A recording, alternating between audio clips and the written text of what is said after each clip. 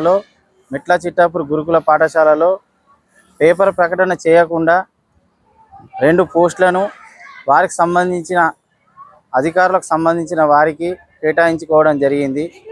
మేము గురుకులాల్లో అవినీతి రోజు రోజుకు పెరిగిపోతుండడానికి ఈ యొక్క ఘటన దర్శనం. మొత్తంగా నిన్న మొన్న వరకు స్కూల్ పాఠశాల ఈ యొక్క మిగిలిన సీట్లను అమ్ముకున్నటువంటి యొక్క కొన్ని ఘటనలు చూసినాం.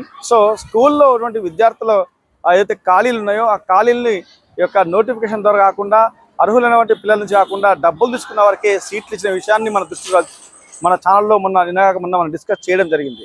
సో దాంతోపాటుగా ఇక్కడ టీచర్స్ ఏదైతే ఇందులో పనిచేసే టీచర్స్ స్టాఫ్ విషయంలో కూడా ఈ యొక్క అధికారులు వాళ్ళు ఇష్టానుసారంగా ప్రవర్తించినట్టుగా తెలుస్తూ ఉంది. ఏదైతే టీచర్ల విషయంలో నోటిఫికేషన్ ఇచ్చి బయట నుంచి ఈ రిక్రూట్మెంట్ చేయించే ఏదైతే అర్హులైనటువంటి వారికి ఇవ్వాల్సి ఉండగా ఇక్కడ డైరెక్ట్గా వాళ్ళకు తెలిసిన వాళ్ళకే వారి బంధువులకే ఈ టీచర్స్ను అంటే నియామకం చేపట్టినట్టు తెలుస్తూ ఉంది.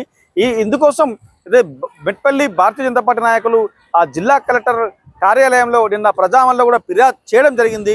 సో ఇందుకు సంబంధించినటువంటి ఆ విషయాన్ని డైరెక్ట్గా మనం బీజేపీ నాయకులు మనతో ఉన్నారు, ఆయనతో మాటలు ఇచ్చే ప్రయత్నం చేద్దాం. వారి మాటల్లో ఒకసారి మనం అసలు ఏం జరిగిందో తెలుసుకుందాం. నా పేరు సుంకెడ విజయ్, నేను మెట్పల్లి బీజేపీ నాయకుడిని. గత ఈ నెల 8వ తారీఖున ఈ గురుకుల పాఠశాలలో మెట్ల చిట్టాపూర్ గురుకుల పాఠశాలలో పేపర్ ప్రకటన చేయకుండా 2 పోస్టులను వారికి సంబంధించిన అధికారులకు సంబంధించిన వారికి కేటాయించుకోవడం జరిగింది. మేము దానిపై నిన్న సోమవారం రోజున జిల్లా కలెక్టర్ గారికి ప్రజావాణిలో కంప్లైంట్ ఇవ్వడం జరిగింది. తక్షణమే ఆ 2 పోస్టులను కూడా పేపర్ ప్రకటన చేసి వారి నియామకాలు కాకుండా వేరే వారికి నియామకాలు జరిపి అందులో వారికి సంబంధించిన వారు కాకుండా అర్హులైన వారికి ఆ పోస్టులకు కేటాయించాలని చెప్పి మేము డిమాండ్ చేస్తున్నాం.